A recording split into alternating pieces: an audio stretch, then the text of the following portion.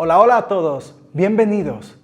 Hoy en Linguarte vamos a estudiar el vocabulario de las frutas y verduras. Si te gustan nuestros videos, puedes suscribirte a nuestro canal y seguirnos en nuestras redes sociales. También es posible descargar esta lección. Puedes encontrar el link en la descripción de este video. Empezamos. Antes de empezar, debemos decirte que hoy te mostramos las palabras más estándar. Esto porque muchos países tienen sus palabras específicas para las frutas y las verduras. Así que empecemos por las verduras.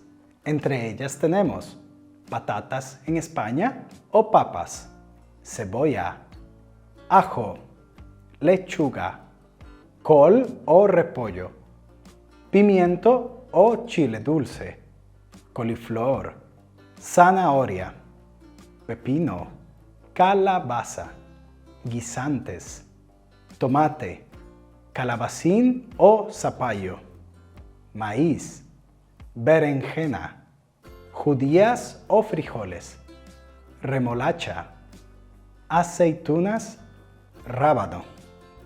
Entre las frutas tenemos las siguientes: plátano o banano, uva, sandía, naranja, manzana, limón, lima, cereza, pera, ciruela, melocotón, fresa, aguacate, arándanos, frambuesa, piña.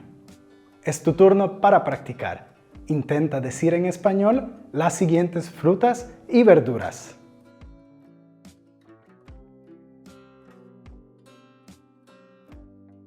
Papas, patatas.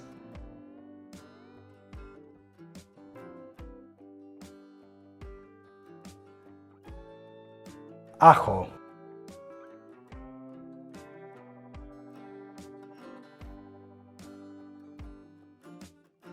Arándanos.